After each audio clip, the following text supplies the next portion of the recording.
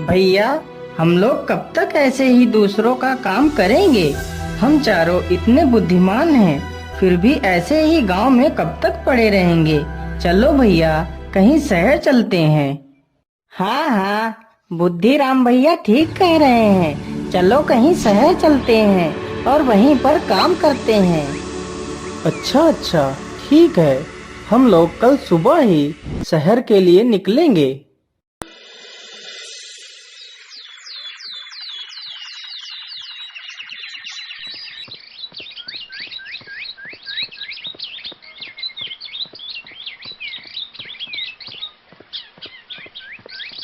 अरे भैया, इधर तो देखो, यहाँ से कोई ऊँट निकल कर गया है। हाँ हाँ भाई, ऊँट तो निकल कर गया है, लेकिन ऊँट एक आंख से काना है। हाँ भाई, ऊँट तो काना है, लेकिन ऊँट पर बैठा कोई जनाना है। उन चारों की बातें गांव का एक आदमी सुन रहा था।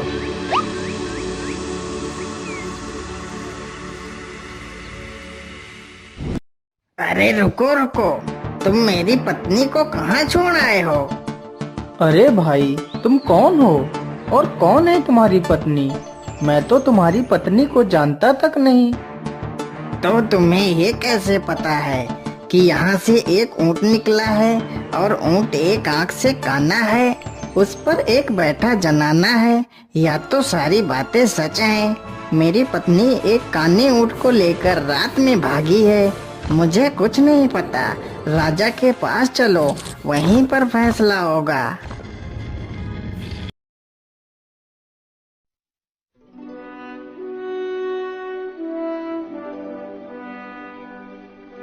कौन हो तुम लोग और इसकी पत्नी को कहाँ छिपाया है तुम लोगों ने?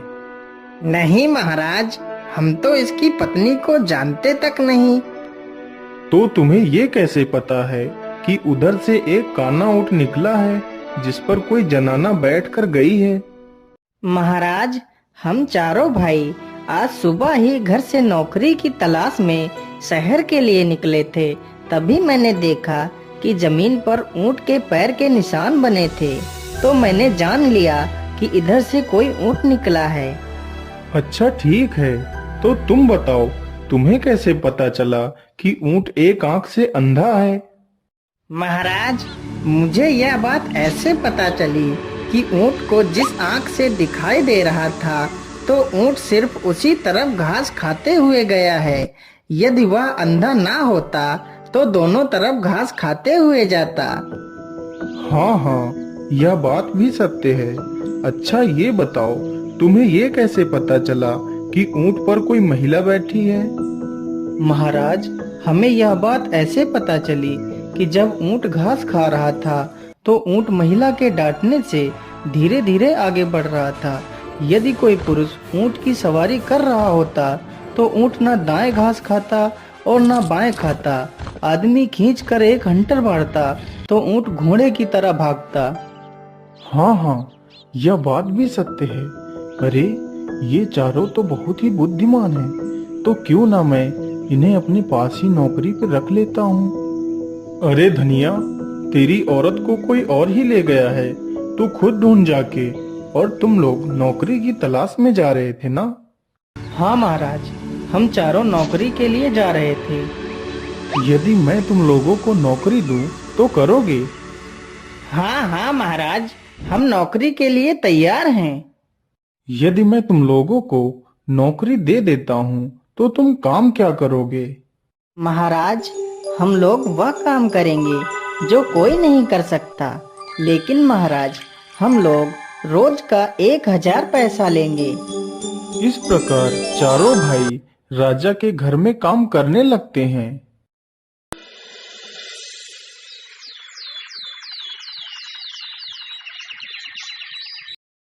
महाराज, पता नहीं लाश कहाँ गायब हो गई। हम लोग तो वहीं पहरा दे रहे थे, फिर भी पता नहीं लाश को कौन ले गया। उस गांव का ये नियम था, यदि किसी की मृत्यु हो जाती थी तो उसके शव को गांव के बाहर जंगल में रखवा दिया जाता था और राजा अपने पहरेदार लगा देता था, लेकिन शव फिर भी गायब हो जाता था।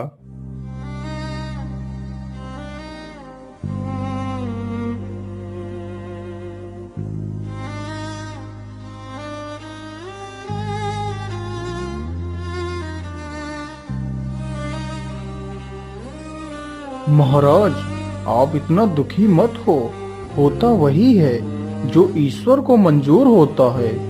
नहीं सेनापति, वह मेरी सबसे लाडली बेटी थी।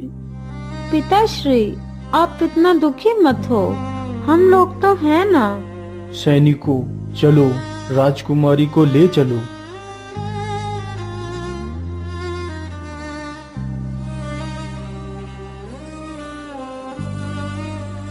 अरे लल्लू, यह महाराज भी ना हम लोगों को ही पहरेदारी के लिए भेज देते हैं, और वह चारों भाई आराम से पड़े पड़े 1000 पैसा रोज लेते हैं। तो क्यों ना हम दोनों महाराज से यह बात बोलते हैं।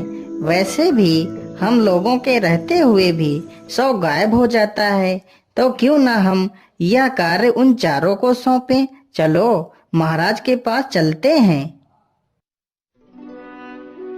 बात तो ठीक कह रहे हो तुम दोनों। हमने यह पहले क्यों नहीं सोचा।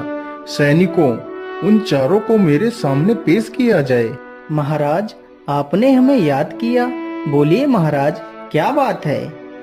मैं आज तुम चारों को अपनी मृत पुत्री के 100 की सुरक्षा के लिए तुम चारों को चुनता हूँ। जाओ और 100 की देखभाल करो।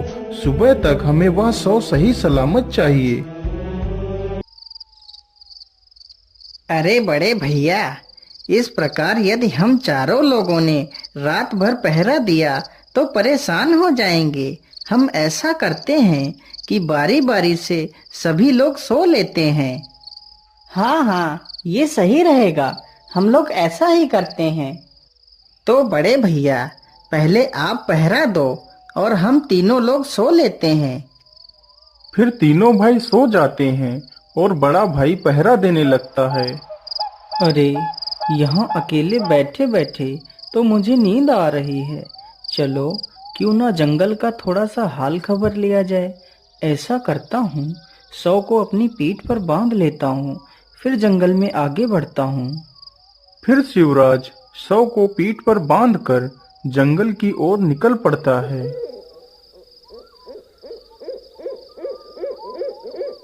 अरे, यह बूढ़ी औरत क्या तोड़ने की कोशिश कर रही है। चलो इसकी मदद करता हूँ। अरे बूढ़ी माँ, आप इतनी रात में इतने डरावने जंगल में अकेले क्या कर रही हो। कुछ नहीं बेटा, बस थोड़ी सी भूख लगी थी तो आम के फल तोड़ रही थी। क्या तुम मेरी थोड़ी सी मदद कर सकते हो। शिवराज उस बुढ़िया को अपने कंधों पर बैठाकर आम तुड़वाने लगता है, लेकिन वह बुढ़िया कोई इंसान नहीं बल्कि एक डायन थी। डायन एक हाथ से आम तोड़ती और दूसरे हाथ से उस 100 को उसकी पीठ से खोल रही थी। अरे ये क्या, यह बूढ़ी माँ तो मेरी पीठ पर बंधी लाश खोल रही है। जरूर यह कोई बुरी शक्ति है। अरे अरे बूढ़ी माँ, आप ये क्या कर रही हो।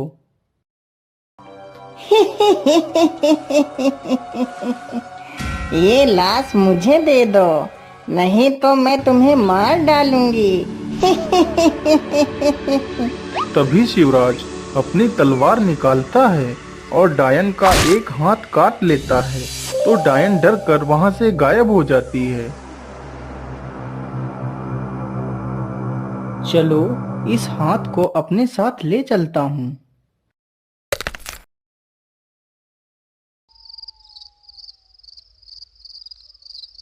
अरे बुद्धिराम, चलो अब उठ जाओ और 100 की देखभाल करो। वह भी लाश को पीठ पर बांधता है और जंगल में निकल पड़ता है।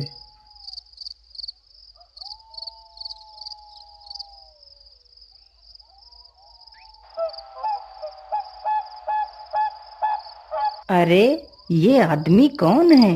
मुझे लगता है ये कोई डाकू हैं।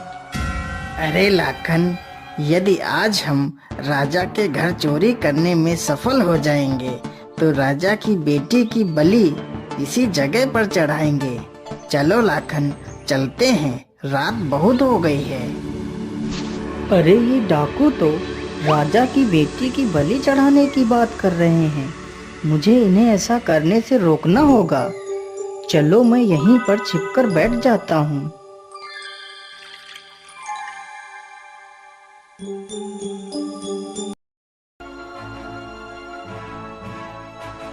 जाओ लाखन, और इसकी बलि गुफा में चढ़ा दो। तब तक हम यहीं पर बैठे हैं।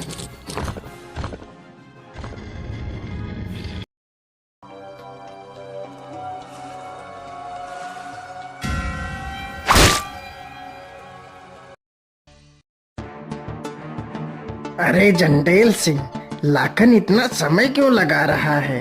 अब तक तो उसे आ जाना चाहिए था। जंडेल, तुम जाकर देखो, तब तक मैं खजाने को देखता हूँ। जैसे ही दूसरा डाकू भी गुफा के अंदर घुसता है तो बुद्धिराम उसे भी मार देता है। इसी प्रकार बुद्धिराम सारे डाकुओं को मार देता है। राजकुमारी जी, आप यहीं रुको और सुबह होने की प्रतीक्षा करो। जब मैं तुम्हें बुलाऊं तभी आना। बुद्धिराम वहां से चला जाता है। इसी प्रकार तीसरा भाई भी लाश को पीठ पर बांधकर जंगल में निकल जाता है।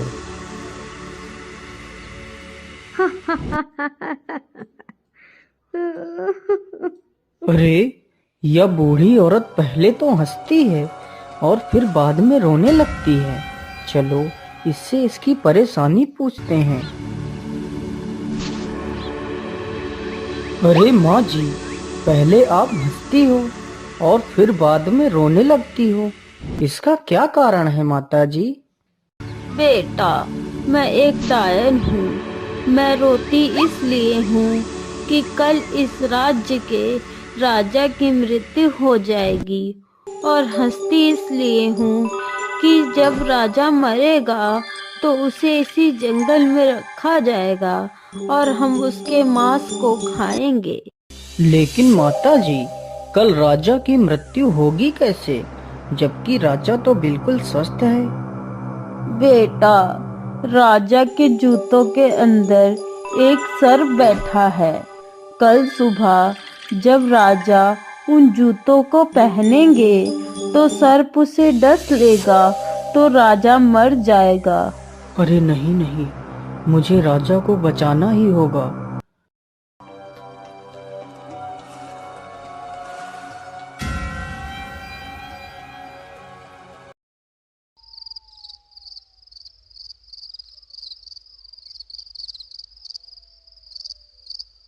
अरे भाई, मुझे यह नींद तो छोड़ ही नहीं रही है। क्या करूं, क्या करूं? चलो मैं अपना मुंह धो लेता हूँ। जैसे ही वह मुंह धोने के लिए पानी का घड़ा उठाता है, तभी दो परियां लाश को उठाकर ले जाती हैं। अरे, लाश को कहाँ ले जा रही हो? उसे छोड़ दो, उसे मत ले जाओ।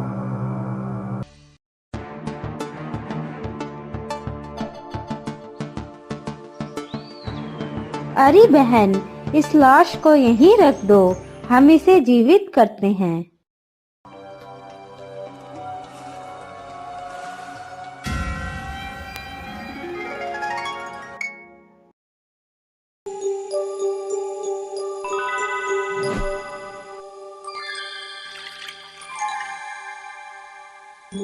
अरे बाप रे बाप, इन परियों ने तो इस राजकुमारी को जीवित कर दिया है।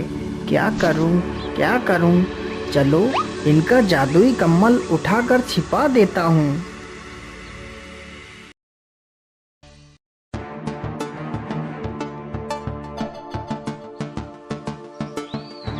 अरे, हमारा जादुई कंबल कहाँ गया? अब हम अपने घर वापस कैसे जाएंगे? तुम्हारा जादुई कम्बल मेरे पास है। अरे भैया, आपने हमारा कंबल क्यों ले लिया? आप हमारा कंबल वापस कर दीजिए। अरे नहीं, मैं तुम्हारा कम्बल ऐसे वापस नहीं करूँगा। पहले तुम मुझे ये दोनों लकड़ियाँ दे दो, फिर मैं तुम्हारा कम्बल वापस करूँगा। ठीक है, ये लकड़ियाँ ले लो, लेकिन मुझे मेरा कंबल वापस कर दो।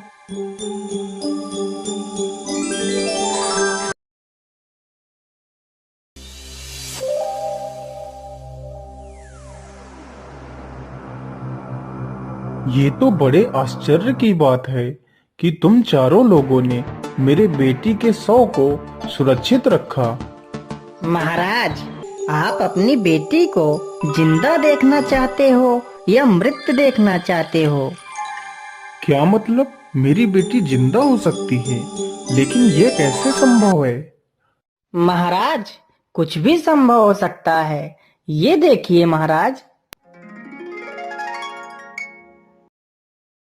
इसी प्रकार चारों भाइयों ने अपने साथ घटित हुई घटनाओं के बारे में राजा को बताया, तो राजा बहुत ही हैरान हो जाता है। जब राजा उन सारी बातों की पुष्टि करता है तो सारी बातें सच साबित होती हैं। आप लोगों ने तो मेरे परिवार को उजड़ने से बचा लिया। मैं आपका ये एहसान कभी नहीं चुका सकता, इसलिए मैं तुम चारों के साथ अपनी चारों राजकुमारियों का विवाह करना चाहता हूँ।